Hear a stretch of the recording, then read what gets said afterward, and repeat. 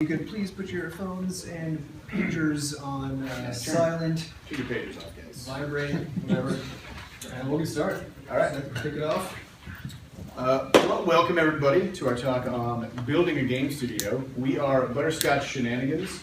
We're a three-brother indie game studio based out here in St. Louis and Dallas, Texas. I'm Seth. I'm Adam. And Sam is the middle head. He's currently not here. But we have, so far today, we've been a studio for 3 years. And we have 4 major titles launched. From left to right, we have Towel Fight 2, The Monocle of Destiny, Quadrupus Rampage, Roid Rage, Flop Rocket. And between those 4 games, we have about 4.5 million players. They're on iOS and Android. And our upcoming game, Crashlands, on the right, is going to be on PC, Mac, iOS, and Android. Maybe Linux, but probably not. And we recently got greenlit on Steam in under 2 days with Crashlands, which is one of the fastest games to go through greenlight. So that should help you decide whether or not to disregard everything we say. All right, so before we get started on talking about the nitty-gritty of building a game studio, we want to talk about why you should be thinking in terms of building a studio, instead of just thinking about making a game. For starters, making multiple games back-to-back with the same team allows you to learn from your screw-ups and turn those into lessons that you can apply to the future. Your first game may not work out very well, your second game may not, but the more practice you get with the same group, the better your games are going to get over time. So don't get bummed out when one particular game doesn't work. That's okay, just move on and keep going. The good news, though, is when you have a game that does well with a studio, you can keep building on that success by building up a fan base. Because as a studio, you're going to have an identifiable brand.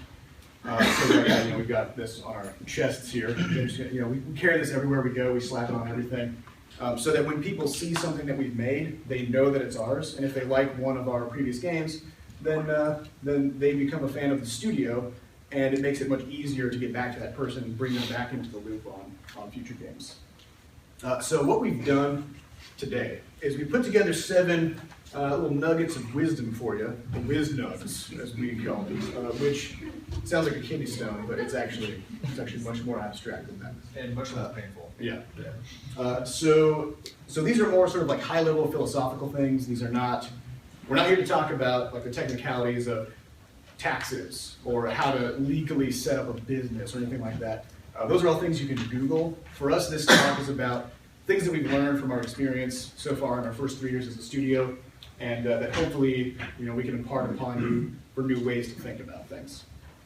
So let's get started with the whiz nugs. Let's do it. So whiz nug number 1. This is my personal favorite because I come from a science background, and what we're taught in science is never trust anything you hear or see anywhere ever. And this is really, really true and really important in game development, especially when you're getting started.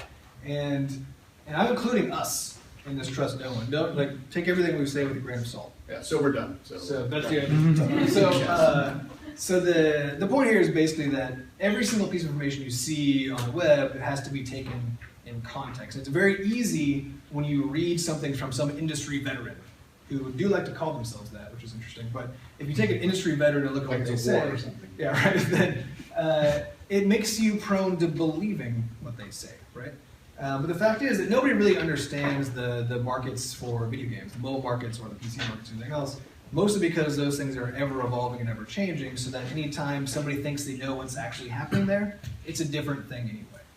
So you need to be very careful when you're doing your background reading, when you're getting ready to set up your studio or launch a game or whatever, to make sure that you really truly understand the context in which you're reading some piece of information.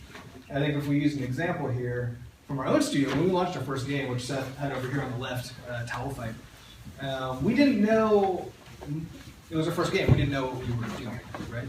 And so we looked at what everybody said we should do, and that turned out to be a disaster, because at that time, the free-to-play model was basically like kind of at the peak of everyone starting to use it, and everyone starting to hate it. And all of a sudden, everybody on the internet was saying, everybody hates free-to-play, it's not going to work. Everybody just they want you to make a good game, and then they will just buy it from you, right? Which, as you should all know now, is total nonsense. That's just not true, right? But we believed that it was true, and so we launched the game. It was a game that you buy, pay up front on mobile, and it was a financial disaster. But we learned from that, And the biggest thing that we learned is that we need to do our own research, right? Because you need to, and this is why we say build a studio, don't focus on the games, focus on the studio, because every time you think you understand how the system works and launch a game, you'll learn a lot of things, even if it's successful. There will be a lot of things that you will screw up, and you'll get to learn from those. And that's what I'm calling research, right? Research is just constructive failing, right? That's what it is. So you need to do your own thing. That's the only place you'll actually truly understand the context. And while you're doing that, always bear in mind that your knowledge is necessarily incomplete. So even if you do have some success, trying to figure out exactly how you went from the thing that you made to a successful Steam launch, for example, is literally impossible. You can make good guesses. You can find some evidence and you can make some good guesses, but the fact is you can't go back and redo the experiment, so you can never find out for sure. So you just have to be careful. But the only time where you have the most information you can possibly have is when you do it yourself. So do your own research, do your own experiments, and take everything you read and listen to in presentations and stuff with a grain of salt. All right, so once you've done your research and then disregarded everything that you've read, it's time to put your team together. And we say team, not build your business or whatever. This because we say team meaning multiple people. If you are by yourself, and you can look this information up, but there's a chart out there about average revenue from Steam games based on the team size. And the potential revenue from a team of one person to a team of two people spikes up so dramatically, it's insane. It's almost as if the one person doesn't even exist. This is because having multiple people on your team allows you to be more creative. People tell you when your ideas are bad. And creative processes in general work a lot better when you have this sort of improv function between two people to generate new ideas. So for us, we have a team of 3, and it's just enough to cover what our studio needs right now based on what our goals are. These are the roles that we have. So Adam does web development and tool development, so he writes programs that let us code better and stuff like that. I do all the game programming, and I also take care of the finance and business side of things. And Sam, our third brother, does all of the art and all the marketing. So he's sort of the outward-facing component of the studio. We also have sound, music, and box art that we need to do, which we contract out. So if you look at these things, you'll notice that that's a lot of stuff. And again, that's another reason why you should try not to go it alone, because originally it was just Sam and me before Adam joined the team. And so all we were able to do was make games, with good art in them, market the games, and try to take care of our money. We couldn't do any web development or tool development, and we still had to contract out our sound and whatnot. And that became sort of a crippling problem for our studio over time, which fortunately Adam came in and managed to help us with. There's another consideration of teams, which is the bigger your team is, the more time you spend just trying to be a team. Because if you have 5 people, all 5 people have to be talking to each other. And having a communication channel between 2 people, it's very easy. You just look over and you're like, hey, what about this? And they go, all right, that's your whole communication system. When you have 5 people, you need tools, you need to be sending out emails, you need to be checking your email a lot, you gotta make sure that people are working the same hours, that people know what's going on. And just managing that team becomes a big part of being a studio. And you spend less time working on games. So small teams work a lot better, in particular for smaller games. And once you have your team put together, you gotta understand what your team is good at. You have to understand your team's capabilities. This means being honest with each other and with yourselves about where you are in your skill set. You need to understand your strengths. So for us, when we first started, I had only been programming for 2 years, and I was not a very good programmer, and my only real skill was using Game Maker Studio. Sam, who's our artist, had never done art before. So, so the obvious solution was to find him a free, very simple to use art program, which was Inkscape, and we made 2D games in Game Maker, because that was our one strength we had, was that I could make Game Maker games. And this also means you need to learn what your weaknesses are and find ways around them. And again, coming back to the example of Sam not having done art before, in our very first game, the main character is a gentleman in a tuxedo with his arms clasped behind his back like this in a very polite fashion. That's not because we thought that would bring him out as a character or something like that. It was because Sam couldn't animate arms. And so we just kind of glued him back there. And that was the end of it. So we took something that was a weakness capability of animating arms and turned it into just sort of a design constraint and thought, how do we make this character never use his arms for anything? And then also turned into him summoning animals with his monocle and firing them out of his face, because then he doesn't ever have to move any part of his body to throw projectiles. Well, to further that, he also couldn't draw faces. So the reason the character has a beard and a monocle And no nose. and no nose is so that a face would not have to be drawn. Right. Cover faces with beards, cover eyes with monocle, whatever you got to do. You just work around your team's weaknesses and just move on. Yeah. Okay. So you set up your team. You figured out what you're good at, what you can do, and all this kind of stuff. And then we go to WizNug number 3, which is really probably the most important. I know I said my favorite was the don't trust anybody, but this is probably the most important. Actually, it is for sure. And it's true of all of your teammates. So here's the perfect quote to get what we're talking about. This is from Ron Swanson. I don't know if you're familiar with the Best Shows universe, but don't half-ass 2 things, whole-ass 1 thing. And really what this is a statement about the fact that multitasking is not a thing that actually exists, right?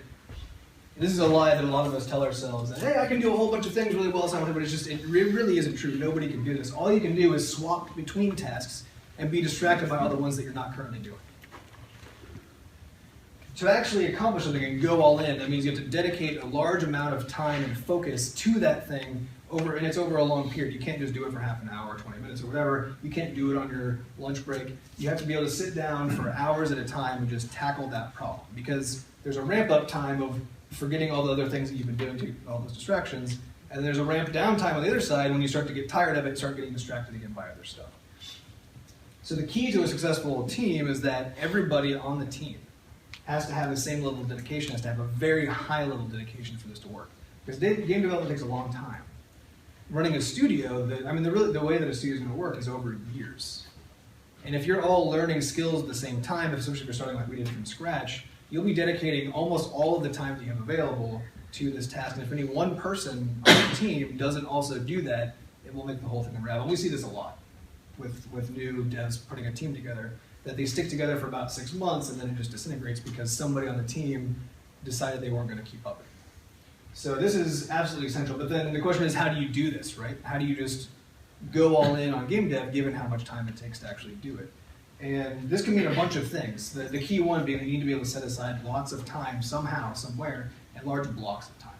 So that could mean doing what Sam and Seth did when they started, which was quit their jobs, right? The only way you can do that is if you have some sort of financial security. So they saved up their money for as long as they could until they had a 6-month runway of savings. And then they quit, and they just started making games full time, knowing that if they didn't succeed in 6 months, that was it. Or at least marginally. Or at least marginally succeed, by which they could still keep putting food on the table when that was over. And so that's one way you can do it. The other way is to say, I'm going to keep my full-time job. But then that means if you're still going to go all in on this, it's going to be really hard to not fall into this trap, right, if you're going to keep your full-time job. And so you're going to have to find support systems to allow you. You're going to have to find safety nets to allow you to do that, which means supportive friends, supportive spouse, or significant other. That's the only way that you can make this work. So you're going to talk to all of your people, everybody that supports you. And for any individual person, what makes up your safety net is going to be different. It for sure includes financial and social, but again, what that means for any given person is going to be different. So identify what those are, and rally whatever that system is to make sure that it can support you for the long haul of you going all in.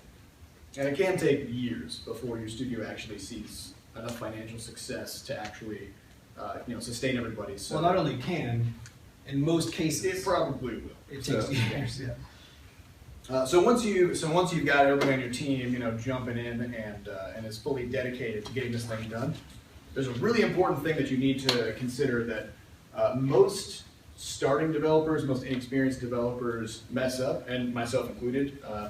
Is you need to start simple. By that I mean small games. Keep them in scope, make them manageable. Try to come up with game ideas that your team can probably execute really fast, which means simple. The faster you make games, the more games you can make in a small period of time. So with our first 6-month runway of savings, we got 2 games out in that time period. It took 3 months per game. And like Adam said, our first game was a complete financial disaster. But we had 3 more months left of savings. So we were able to take a second crack at it, and we just skated in under the wire with 2 weeks of savings left, and the game actually started making money. and that kept us going. So we barely made it, but at the same time, if we had decided that we were going to do some huge elaborate game for our first one, we would have hit that 6-month mark and launched it, and if it failed... Well, in fact, probably wouldn't even have finished it by that 6 months. And if it failed, then that's it. Like, we wouldn't be standing here today. And this kind of brings us to the second point very directly, which is when you're starting as a new team, you're just not going to nail everything with your first game or your first couple games. Even if you all know what you're doing, you're still learning to work with each other. You're still learning maybe new tools and stuff like that. And on top of that, maybe you haven't launched a game collectively as a team. Because just making the game is the first step, then you got to launch it and promote it and stuff. There's a lot of things that can get messed up on the way. And by making smaller, faster games, you give yourselves more opportunity to kind of roll those dice and actually make a success. And by making small games, those failures don't sting as much. I know there's some indie developers out there who maybe spend 5, 10 years working on a project, and it just consumes their whole life, and they put their whole soul into it, and it's just the biggest passion project they can imagine. And because it's really the first game they've ever launched, they just don't quite stick the landing at the end. And it just devastates them. Financially, personally, they're just so attached to this idea of this game, and it's the one game they wanted to make, and then they just step away from game dev forever. And this is actually a story that happens far too often. But by making simpler, smaller games at first, while you're still kind of learning the ropes, you just don't get so directly emotionally involved in your games, and that allows you to look at them as data points. Any failure that you have, whether it's a financial failure, or if your game doesn't get the audience that you wanted, or whatever it is that kind of got screwed up on the way, it's not going to hit you as hard, and you can step back objectively and just turn that into a lesson that you can apply to future games. When you're first getting started, maybe a 2 or 3 month dev cycle would be a pretty good timetable to get started with. Yeah. And so all of what we're saying sort of culminates in wisdom number 5, right? Which is you need to take the long view. And this is, for us, this was the reason to focus on the studio. When Sam and Seth first started, all of their time and energy went into making the current game they were making, and they weren't spending time trying to build the studio. And the problem with that is now you live and die by individual successes and failures. And we've only recently been starting to really actually take the long view, meaning that any intermediate failure is okay as long as that's part of the path towards going towards a plan, a far future plan. And so, summarizing this, focus on the studio, not individual games. It allows you to weather the storm. So what this means, or what really we're getting at is focusing on the studio means focusing on the brand. It's understanding the power of branding, right? In the end, although we all love the idea of the purity of games, especially people who are really into game development, the fact is you're building a product, right? It's a thing people have to buy from you in order for you to do it for a living. And so you have to do it, you have to build a brand, you have to understand the power of branding. So branding is just a thing that says, here's a single object that you want all of your fans, everything to focus on. If that's a game, once that game is launched and over, now what do they look at, right? You'll have fans of that game, but that's the end of it. You can't harness that for something else. But if you focus on the studio, then now you have a whole bunch of people just waiting for the next thing that you create. So you need the power of branding. As Seth already mentioned earlier, we just embraced it, right? We just brand the crap out of everything that we do. So we put our logo on everything. If you see, our entire web presence is heavily branded. The splash screen on our games is our logo in our heads, right? So like we realized that the key to our future success was in making the studio successful, so that we can support our games. Where the purpose of the game is to support the studio. Well, and also branding is this isn't just throwing your logo on stuff. Yeah. It's that everything that your studio is associated with should be identifiable by your fans as something that your studio has made. So if you have a particular art style that you use in your games, if somebody sees one of your games, they should go, oh, I know those guys. Even if they've never seen the splash screen of the logo anywhere on there, they're gonna know that it's yours. So it's trying to find some kind of characteristic thing. Maybe it's a color scheme. And on our website, we use the same color scheme everywhere. It's just making sure that everything that's out there reinforces the image that you want to present. And this also means killing old things that weren't very good. We had a number of games that we made when we first started that were maybe made in a week or something like that, and we put them out there hoping that they would succeed before we knew what we were doing, and they didn't.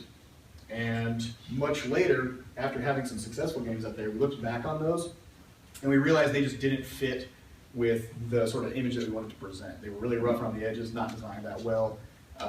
Didn't have great reviews either, and so we just took them down. Yeah, the consequence is brand dilution, right? People need to be able to trust that when they see something from your studio that it's going to be good and they're going to want to play it. And so if you leave stuff that is not good out there, then you break down trust between your studio and the fans that you're trying to generate.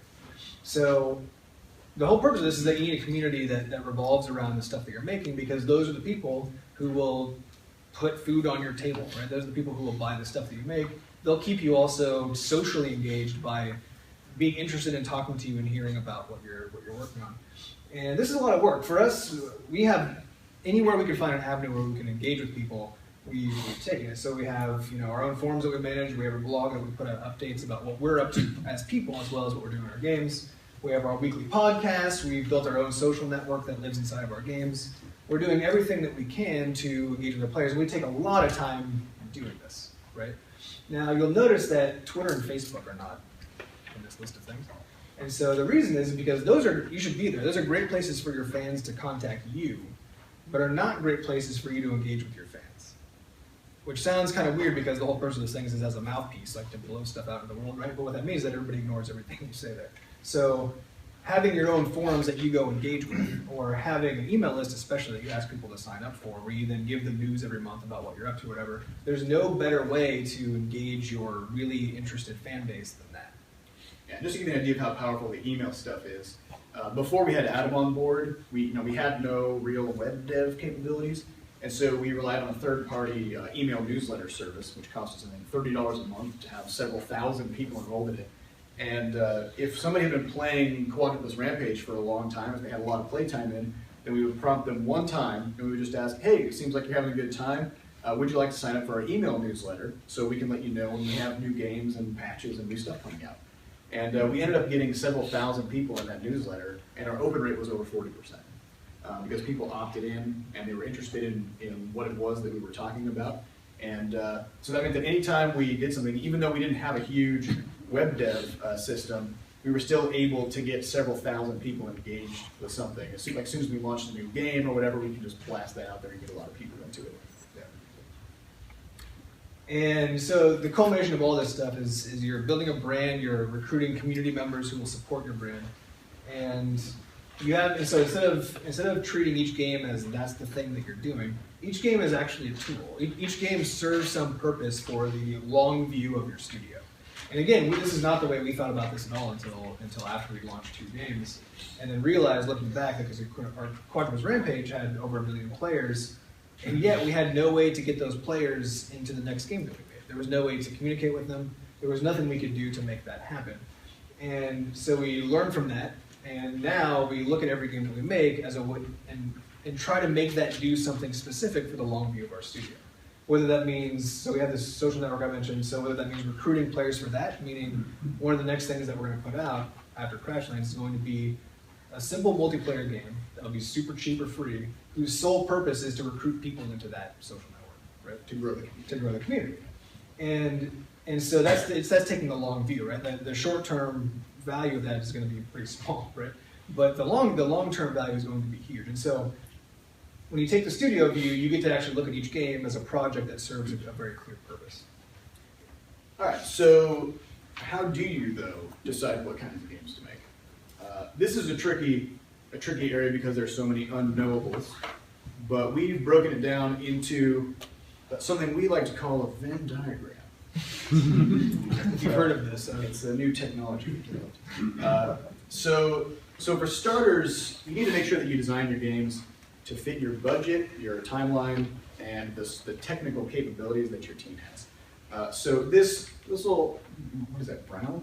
Greenish? It's supposed to be yellow. It's supposed to be yellow. That yellow circle it's the universe of games that your team is capable of making.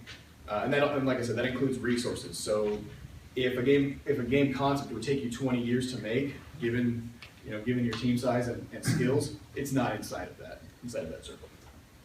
Then we have the category of games that you love. And this is collectively as a team.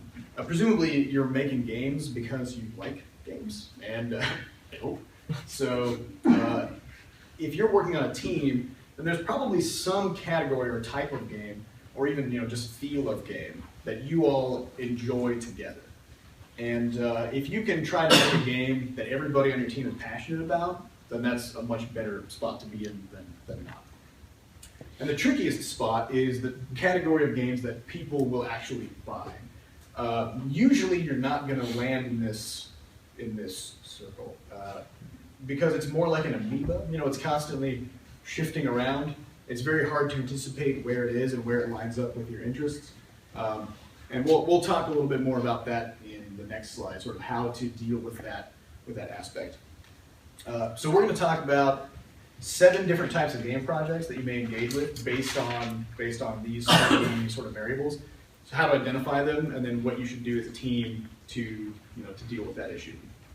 So for starters, if you're down in this area, where really the only reason you're making this particular game that you're working on is because it's all you can do. It may not even be something you're interested in. You're just getting started. You're learning. Maybe it's a prototype. We call this the learning zone. This is like your first game, basically. Don't launch it. Just learn something from it and just move on. It's okay to scrap that. Then we have the passion project. This is where a lot of indie developers land. This is where you haven't really thought about whether or not other people would be interested in the game. It's just something that you like, something that you're really wanting to make. It's a great project to do, and you're probably going to learn a lot in terms of how to make games from it and how to do really cool stuff. But at the same time, it's not going to sustain your studio. So this doesn't allow you to keep making more games. It's just a one-shot deal. So you have to be really careful about it. And it's always a good sort of metric where if you talk to other people about it, if they don't really seem that pumped when you talk to them about it, it's probably in this area. So, or if you have a lot of trouble describing it. Yeah, and we'll talk about that in a little bit. And then we have the indefinite passion project, which is a lot of solo developers land, where people who are making games by themselves because they really, really love making games, and they have some grandiose plan where they're going to take their 15 favorite game genres and cram them together, and they have a 43-year timetable to get this thing done.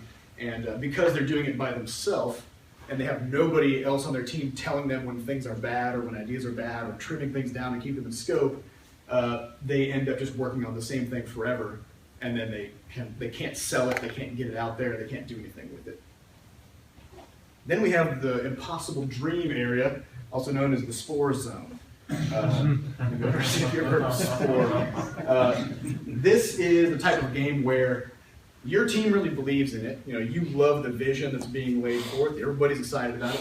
When you talk to people, they're like, "How do I give you money for that? That sounds amazing." Because of course it sounds amazing, but it's just impossible. Based on maybe the timeline, the technology doesn't exist yet to execute it. Maybe you have a publisher that's breathing down your neck, and they really want you to get something done quickly, and the scope of game you come up with is just too big to get done that fast. The weird thing is you can sell this. Right? I mean, look at Spore. But it's not going to be that great for your studio in the long term. So this is a great short-term situation because you're selling something that people are really excited about and lots of people are going to buy it, but it's going to crush confidence in your studio and people are not going to be happy with you at all. Then we have the greedy overreach zone, which is basically somebody in the studio saying, "I think there's money in this particular genre. None of us really give a crap about it, but we're going to do it. And here's this huge plan we have that it turns out we're not actually capable of doing."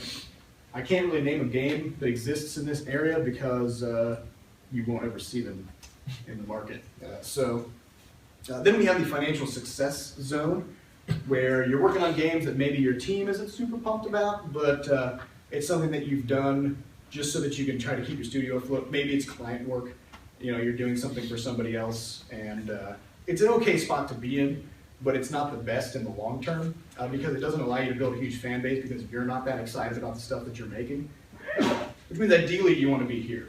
This is, of course, the perfect overlap of all of these, where everybody on your team is excited about it. It's something that your customers, your players want, and the game is designed well. It's within scope. You can make it quickly, and everybody wins. So there's a couple really weird things about this. The biggest one is that games can move around from one section to another.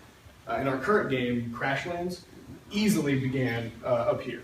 in the indefinite passion project zone. We had no clear game plan for this thing. We just started developing sort of a world that had no clear game mechanics. We tried weird stuff like you can pick up anything in the world and replace your arms and legs with it. Just really weird stuff that we thought would be cool, but it just didn't work.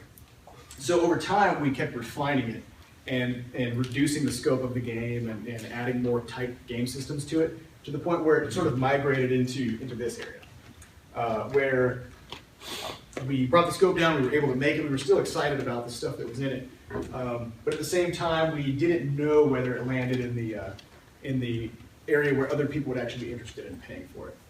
So we spent more time on it, we polished it up, we tightened things up some more, and eventually we got to a point where we felt really good about it. We put together a trailer, put it up on Greenlight, and just blasted through Greenlight with it. And now we have pre-orders up, and people actually are buying it. So we do know that it's landed right there in that middle zone. Yeah. It's a really good spot to be. Yeah, the key there is anytime you start a project, it'll start in one of those places, and it'll move around as development time goes on.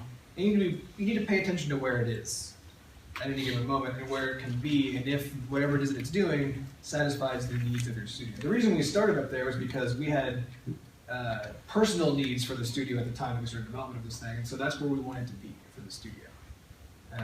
And then once we started to recover from those, then we were like, how do we make use of this thing that we've been spending time on?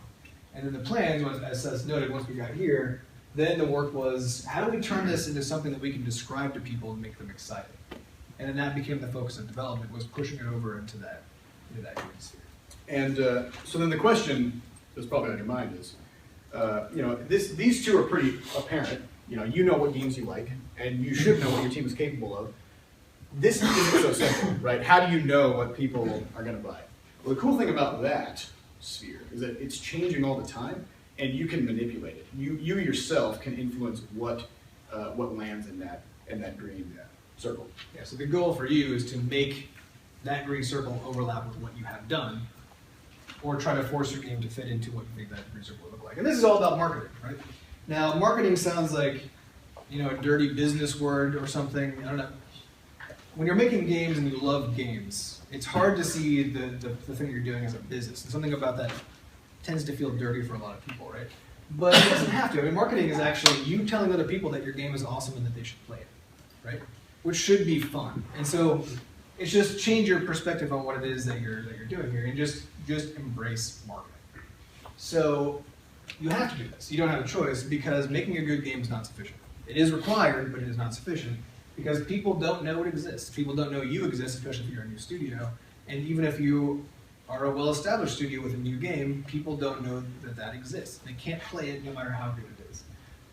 So you have to have a good game for people to play, but then you also have to have a way of telling them about it, and that's what marketing all is. Marketing can be as much or more work than actual game development itself. And we joke in the studio all the time that for us, making games is the easy part. The hard part is marketing and getting people to actually buy them. And it's true. We spend easily 30% of our total human time in the studio tackling marketing and trying to get people to be aware that we exist. To us, the community management, all that kind of stuff is part of it. But we spend so much time in here because you have to. People have to know that we exist. Which brings us to a little micro lesson on marketing to kind of wrap this up. There's a concept in intro-level marketing courses called the 4 Ps of marketing. So if you don't know anything about marketing, or you've never really thought very hard about it, we're going to break this down real simple like, so you can get a handle on it. So marketing can be broken down into 4 basic sort of areas of thought. The first is product. In other words, make a good game. But also your game needs to be consistent with itself. So if you have a game where, let's say, if you look at screenshots, it's very cartoony and it looks like maybe something that a 5-year-old would be really interested in, but then in the game, characters being decapitated horrendously, then suddenly you've got a disconnect between what the game presents itself as and what it really is. So you're going to have a hard time getting people interested in this, because the first few people to download it are going to be 5-year-olds, and the parents are not going to be super pumped about it. So make sure that your product is consistent. It actually appeals to the people who you think you want it to be for, and just make sure that it's good. Test it, fix bugs, polish it up, whatever you have to do to make sure that it's just a really great product. Next is price. This is a little bit slippery because each game is unique. It has its own set of features and all that stuff. And it's also very difficult for you as a developer to spend 6 months of your life working on something and then slap a $3 price tag on. Because you're sitting here thinking, 6 months of my life is worth way more than $3. But it's not about you, it's about the player. It's about, what is $3 worth to them? Is it 3 hours of gameplay? Is it infinite gameplay with like a roguelike kind of game? Is your game as good of quality as other games of the same price, or is it not? Does it look not quite as good? Do you need to knock the price down? A good metric for this is just try to find a good 10 to 15 other games out there that sort of look like yours a little bit, or maybe have the same kind of a vibe, and just see what their prices are and then what kind of results they had with that price. Placement is the third P. This is where do people go to find your game? That's all it is. If you're making an Android game, it is technically possible for you to sell that through your own blog, which gets 8-page views a day. Nobody's going to come there to buy it though if they don't know about it. So that's a bad strategy. You want to go where the people are, and in particular, you want to go where there are people who are willing to buy things. So like itch.io. It has some visitors, but they're technically usually not wanting to spend money when they go there. So if you put your game on there, don't expect to make very much money. This also means where is your game in the platform that it's on. So if you launch a game on iOS, you have to remember that there's 3,500 games coming out a week, and only the ones that are on the front page get attention that week. So if you're not one of the first visible games on the front page, those 5 games or whatever that are up there, you're in trouble. So you need to do everything that's in your power to get your game exactly where people are going to see it. And the last is what people always think about when they think about marketing, which is promotions. This is advertising. Talk to YouTubers, try to get them to do Let's Plays of your game. Talk to Twitch streamers. Go to bloggers and reviewers and get them to talk about it. Anything you can do to promote your game. And I will say, just as a sort of a side note, we've never spent money on advertising. And we have 4.5 million players. So there are ways that you can promote your game, and it seems like as an indie, you're like, I don't have a budget to promote my game. You don't need one. You just need to put in the time to reach out to people and talk to them. And like Adam said, it's just telling people that your game is awesome. That's all promotion is. And you have to, when you're doing this too, you have to be ready to feel the sting of rejection a lot. I mean, so Sam, who handles all of this for us, the last time we sent out a round of emails, or did our last round of promotion about Crashlands, Sam buckled down for a week and sent out hundreds of emails to individual people who he researched, right, who are running different blogs, different news sites. Anybody with more than like 10 page views a day. Right, because we're doing a big PC push, because people don't know we exist on PC yet. We exist in the mobile market, but we're breaking into PC. And so he emailed just literally everyone, and then kept a list of everybody who replied, what they said, and all that kind of stuff. And then kept on emailing every week those who didn't reply. Those who sent back and said, maybe not, because what you're trying to do doesn't satisfy what we do as a site. He would try to figure out how to cast the message a little bit differently so that it actually did fit into what they were doing on their site. So I mean, it's a lot of work and a lot of time, but for us, what we have available is time, right? We don't have a big budget to throw money at stuff, and so we spend time doing it. And time rich, money poor. Yeah, right. So you buckle down and you just handle the sting of rejection here, and just keep on telling people that it's awesome, that they should pay attention. Another great kind of way to think about people who reject your game and who are interested in it. It's kind of a horrible thing to realize, but also very liberating, is that in the scheme of all the people in the world, even if your game becomes incredibly popular, almost nobody cares about it. Because there's 7 billion people in the world, and if you have 10,000 players, 99.9% of the world's population doesn't give a crap about the thing you just did. So if people reject it, it's just not for them. That's just the way it is. And this also comes down to framing. We made this mistake with our first game. Framing is basically just how you talk about your game in such a way that it gives people a certain perspective on it, or a way to look at it. Our very first game was a little bit rough around the edges, not as polished as it could have been, because it was Sam's first game as an artist. And he decided to frame it as a combination between The Binding of Isaac and The Legend of Zelda, which led people to immediately compare it to those games as soon as they looked at it. And that was probably a marketing mistake for us, because we framed it next to these games that were really well made by teams that knew what they were doing. They had been in the business for quite a while. They had great followings. And so when people looked at it, they would be like, oh, that's Zelda? No, I don't see it. And that was the end of it. So be very careful how you talk about your game. Okay, so we're just going to wrap up with a little sort of optimistic, positive message, which is there may be some of you here who don't have the requisite skills to be in a game studio. Maybe you want to code or something, but you've never done it before. Maybe you can't do art. Maybe you can't do anything at all. That's okay, because all you have to realize is that anybody in the industry who can do those things couldn't do them at some point. We all had to learn. Nobody just has those skills innately. So all you have to do is ditch the fixed mindset. A fixed mindset is you saying, I'm bad at math. The end. Therefore, that's just a fact about me that I can't change. You need to move into a growth mindset, which is to attach the word "for now" onto the end of things.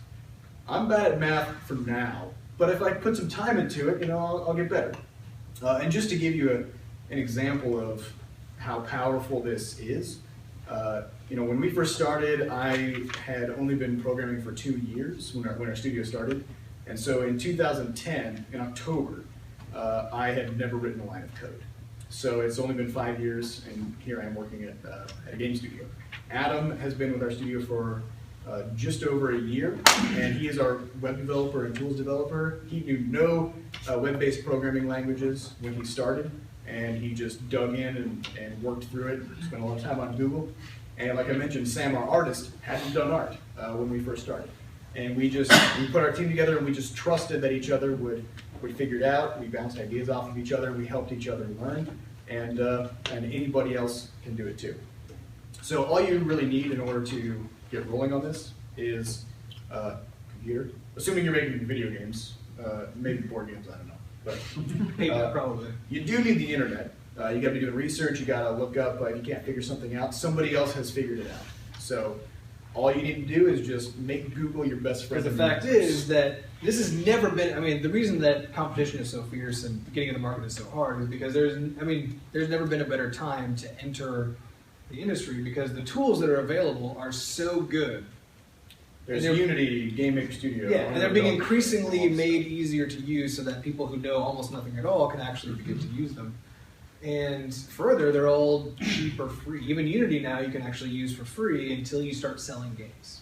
And the Unreal Engine actually just recently did the same thing. So it only costs you time. It only costs you time, and you need to have internet because you got to be able to look up stuff. So I guess $40 a month or whatever it costs for the internet. Yeah. Right. And then of course you just need grit, which is it's sort of it's a personal trait that you can develop over time, but it's the refusal to back down when stuff goes wrong.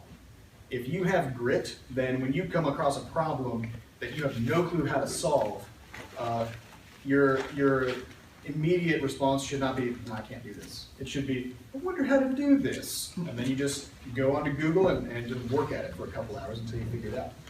So that's all we got for you guys. We wanted to keep it a little short in case people had questions. And if you want to contact us later, or if you have any questions that we don't get to, our Twitter handle is Butterscotch Shenanigans because our company name is far too long for just about any username field. Butterscotch-shenanigans.com is where we have a contact form, so you can just type in that. We also have forums where we have an active community of about 500 or so people at forums.bscotch.net. So even if we don't get to your questions, somebody else probably will.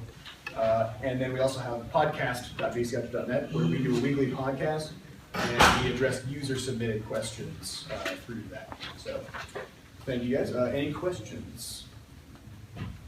Yeah.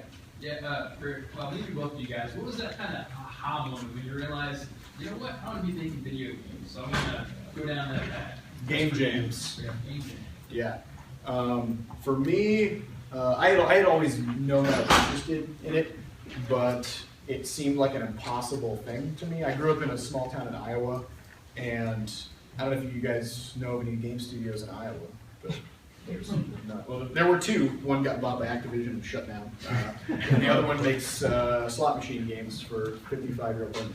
So, so not the two things that I was interested in. And so for me, it was Sam, our third brother. He put together the first St. Louis Game Jam, and there were only 4 people at it. And in order for 2 games to come out of that jam instead of 1, he taught himself how to use Game Maker Studio over a few days and threw together a very rudimentary game. And he sent it to me, and I was like, hey, you made a game. How do I do that? And so he sent me a link to the software he used, and I picked it up. And I was in law school at the time. I immediately started working on it.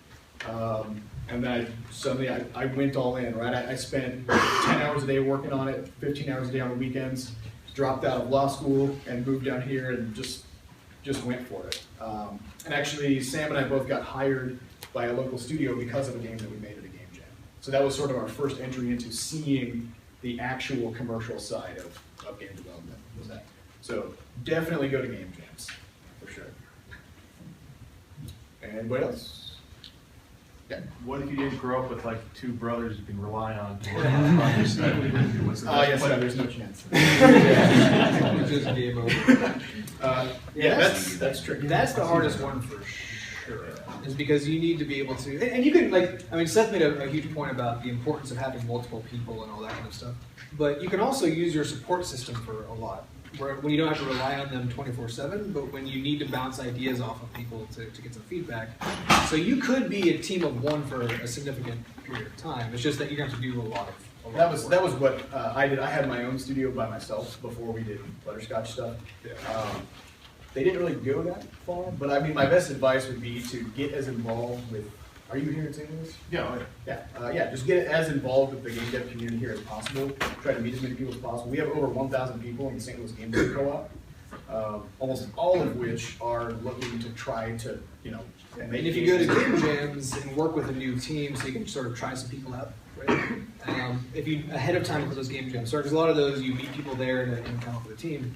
But if you can join the dev community, interact with people to kind of figure out who might be in line with your interests, and then go do a jam together. It doesn't have to be an official jam. Just spend a weekend doing a jam at one of your houses, right? And try to find people who line up with what it is that you're trying to do. And just so for those, the next jam is the Scatter Jam, which is tentatively on October 9th, but so just in a few weeks.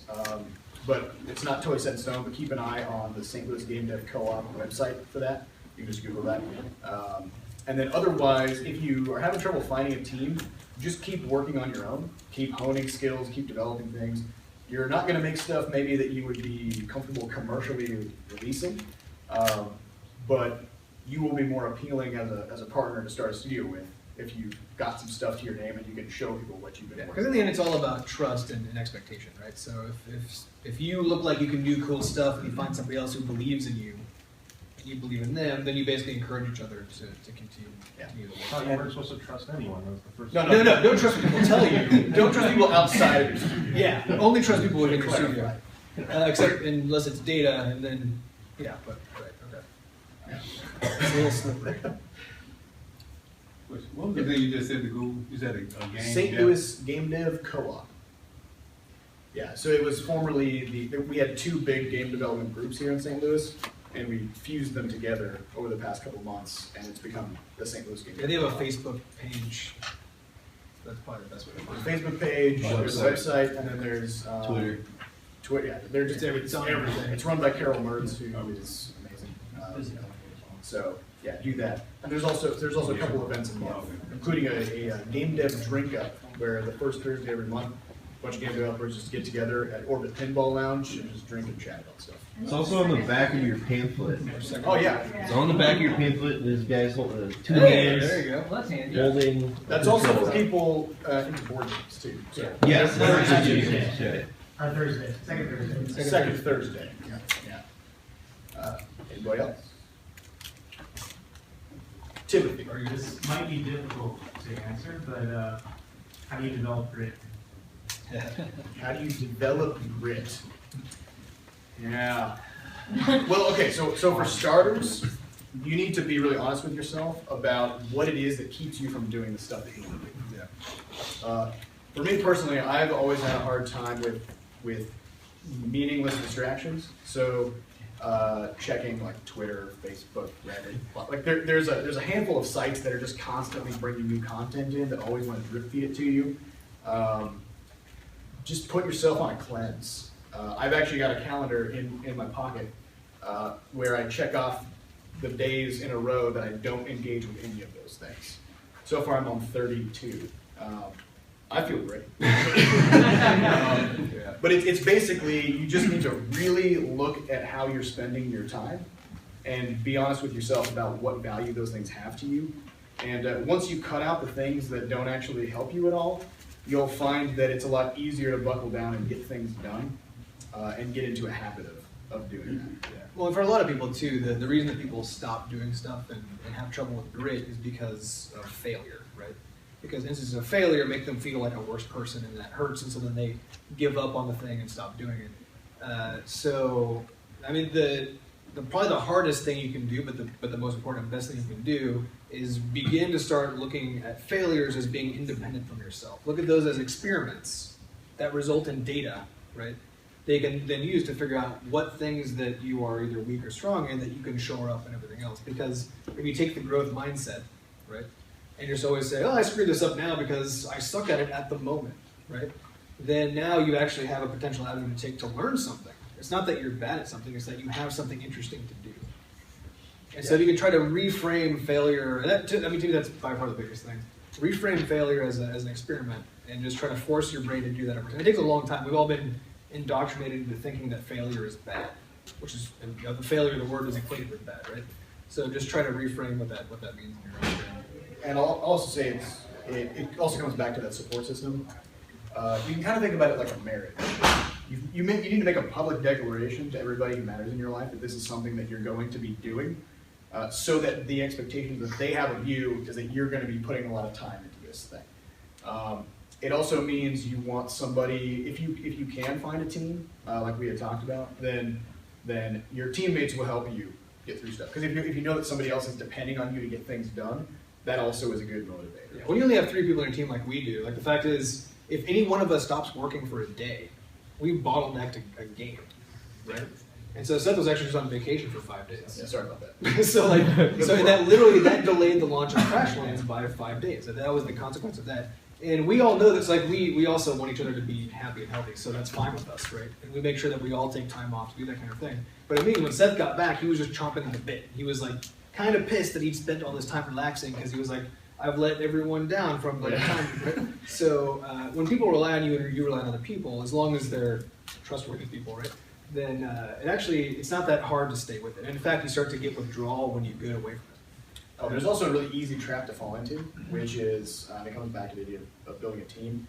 I had mentioned that I had my own studio before we started Butterscotch. That studio still exists as a legal entity, and there's a reason why I didn't just say to Adam and Sam, hey, you guys should come join my studio. The reason is that was mine, and they had no vested interest in it to begin with. We needed to start from scratch. And so, actually the studio is called Stas Studios, which was named after my gamer tag. So it was all about the stuff that I was doing. And in order to get Adam and Sam on board and fully invested in it, the studio needed to also be theirs. So we started a new legal entity. We came up with the name together. We came up with the name together. We each have a 1/3 ownership of it. It's ours collectively. So if you're going to form a team, try to avoid jumping into somebody else's already existing studio. Make it something that all of you get behind and are equal partners in. It's also it's easy if you have a studio and you recruit somebody in. It's much easier for them to leave if they don't feel like they have ownership. Because it's not theirs. Yeah. Anybody else? Yeah. What are your thoughts on expanding your team? As far as are you guys looking for other partners to join, or looking to hire, or when should you start? You built your team. When should you start thinking about expanding? It depends a lot on where your studio is and what your realistic goals are. So for us, we've gotten to the point where now we can make large enough games that people want to buy, and so we're no longer limited by game making. Our limitations are in marketing is a big one, and now that we have multiple games out, the limitation is that we have to keep on going back and fixing stuff. So like iOS 9 is about to be released. It's going to break all of our games Seth has to take a week or two off from Crashlands to fix it, right?